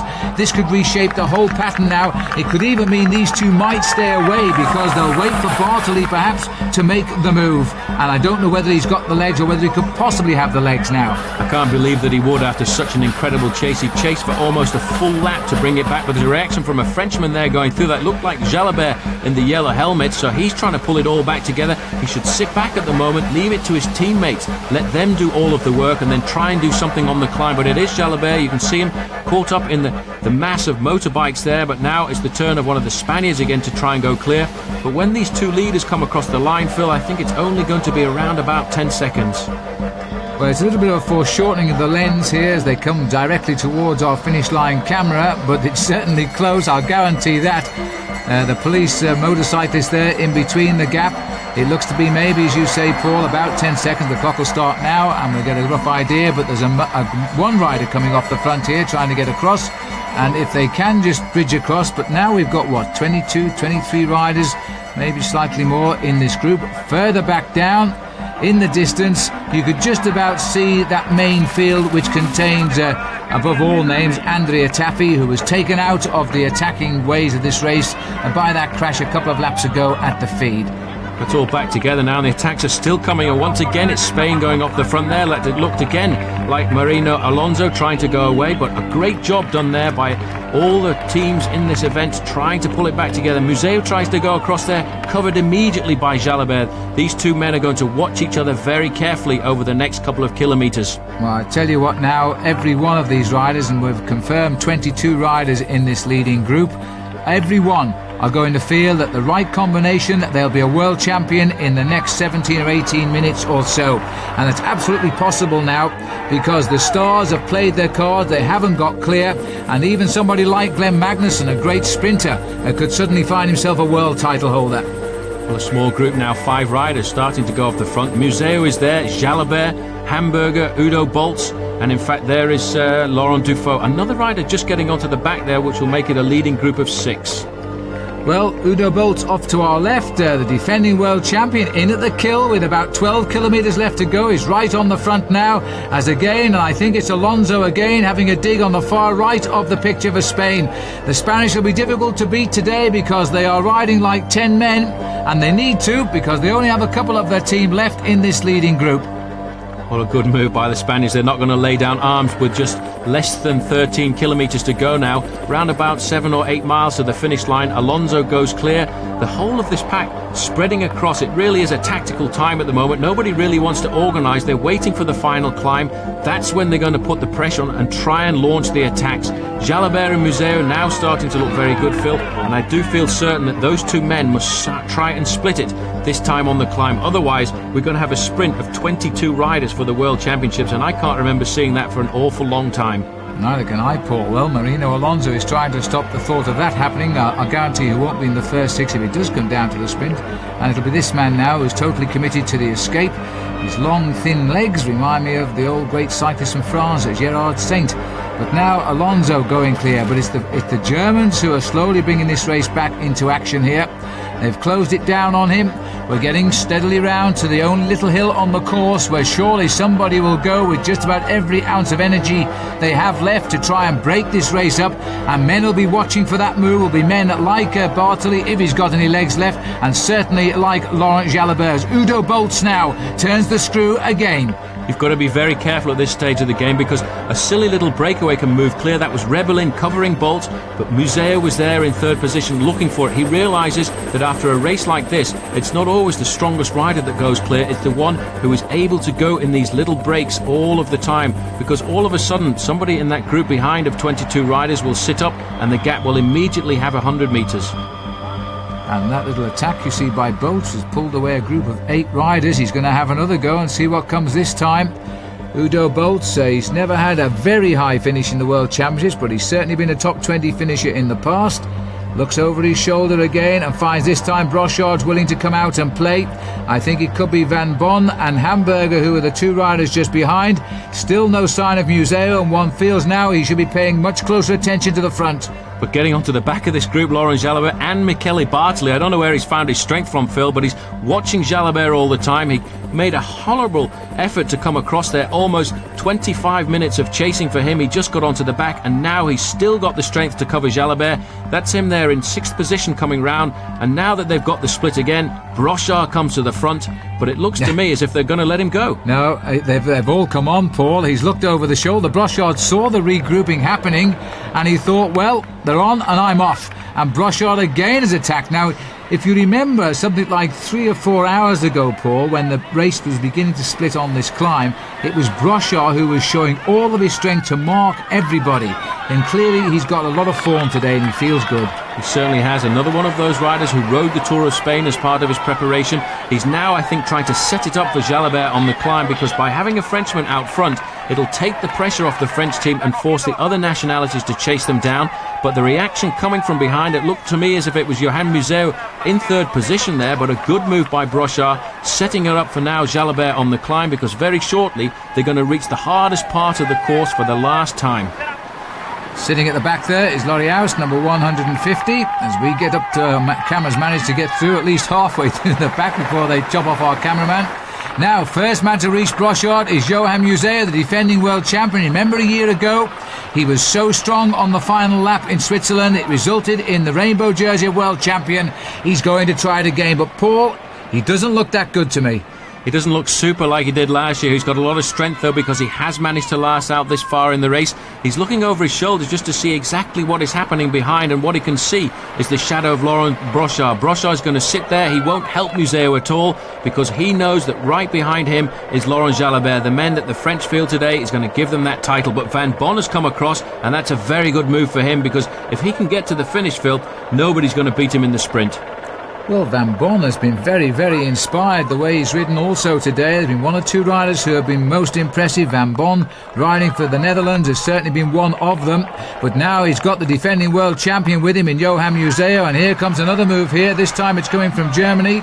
And once more, it is Udo Bolts. It's Bert Dietz who's making the move. I just got a little confused there, but Dietz, the man with the crash helmet, as Dietz also trying to affect things. Bo Hamburger's the man who's counter-attacked that move. He's going across there. He too, riding for Denmark today, has had an excellent race at the World Championships. He really is starting to look good. He's going to come across. Now this could be the crucial moment, and Jalabert, if he doesn't move very soon, may well have missed out. Well, Hamburger in the same mould as Van Bon for me today. He's looked at every move. He's tried to go with every move. and he's missed this one, but he's about to put it right because he's latched on at the back now. These are the 4 riders. We have Van Bon, Museo, Brochard and Hamburger, and Dietz is still trying to bridge the gap, but you know he could be left in no man's land here. Here's Alonso leading the chase, Rebellin just behind him, Jalabert just standing, watching, looking like Sean Kelly used to do, waiting for the chance to move maybe. Well, the man who's moved is Rebellin, and Jalabert playing the team part now. He's sitting there waiting for the other teams to put the pressure on, but surely as they get towards the summit of this climb, he's going to make a move of some sort, because this is the crucial time. This is the last chance he has of making an attack. This is the last ramp that you can actually use to launch yourself away from this very big group at the end of the World Championships. Museo at the front. He's riding with a very big gear in, but he doesn't look to me to be totally committed.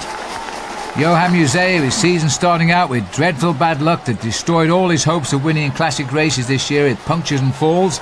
Even so, he's won 11 races, but dearly he would love to win the world title again for a second year in succession.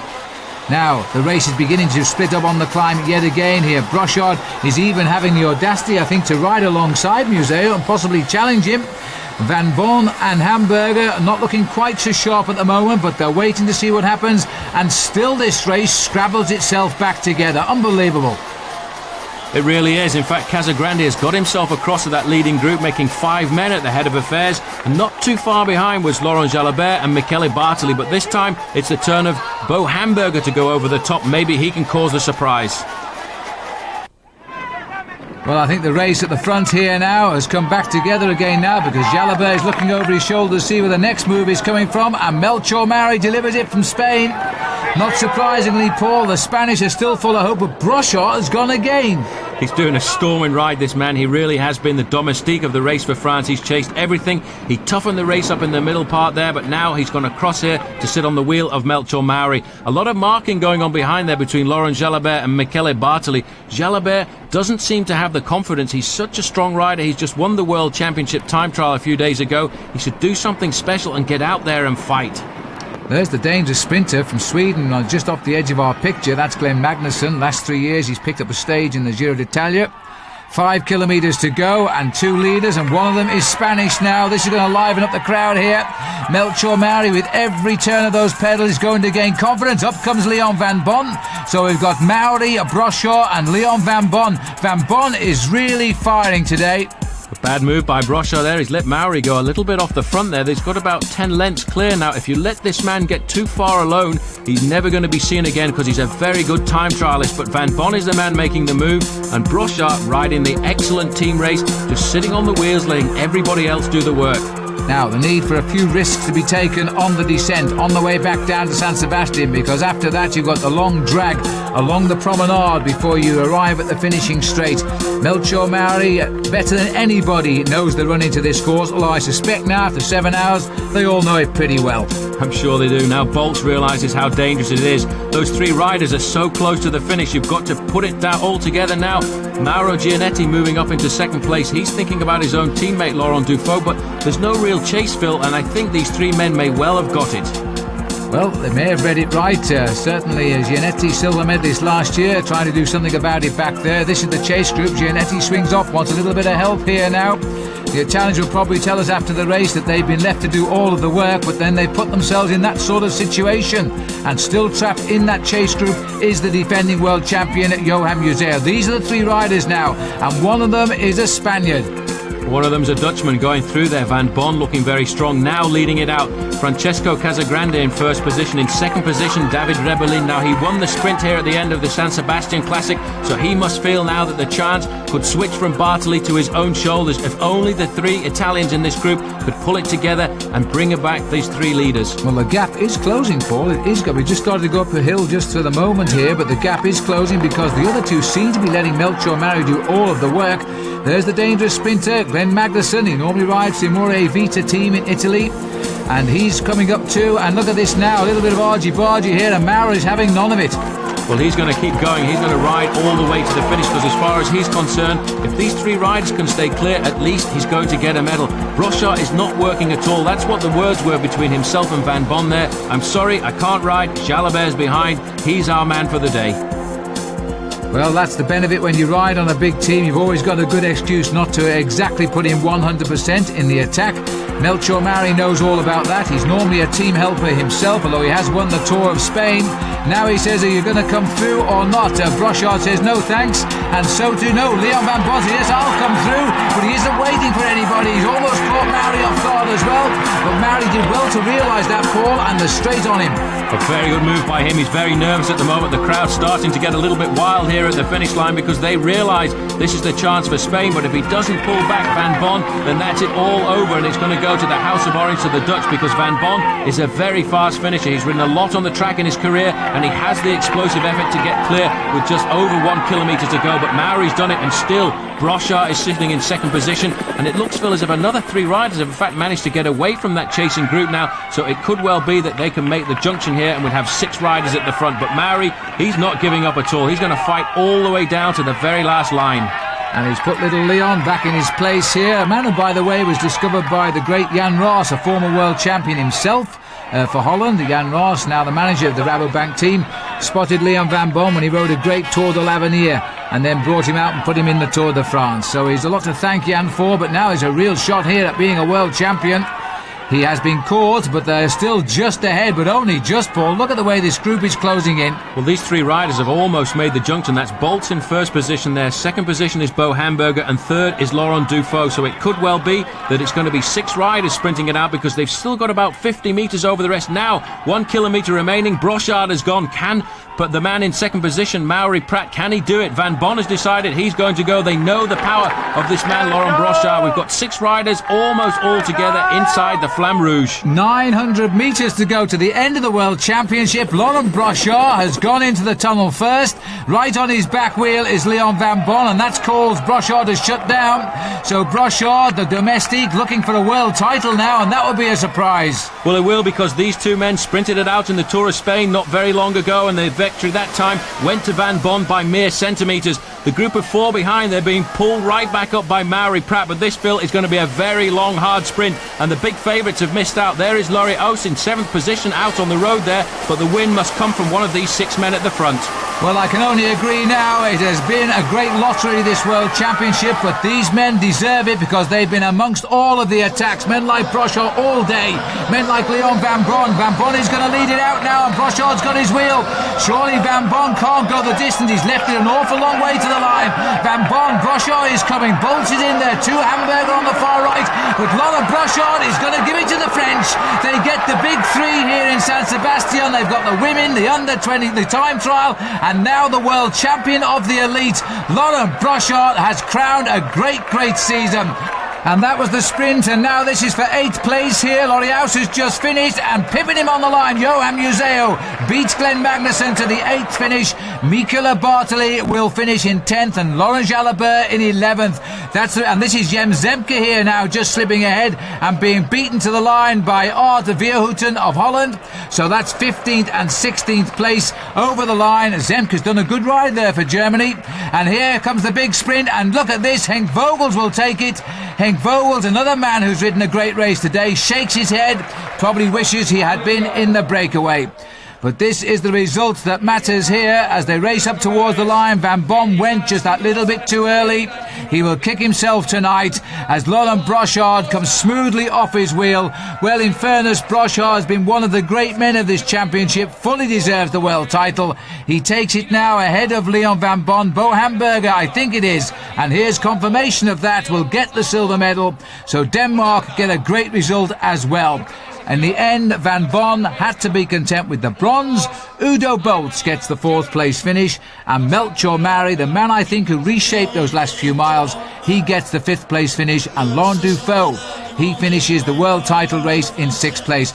Few more results for you. Chris Horner finished 28th, Chan McRae 31, Tyler Hamilton 39, Marty Jemison was 68th, and Frank McCormack was 70th in a championship which supplied only 87 finishers after a very tough day indeed. I hope you agree this has been a very, very good World Championship, and in my opinion it's given us a very good World Champion. Until the next time we meet, for Paul Sherwen, I'm Phil Liggett saying goodbye to you all.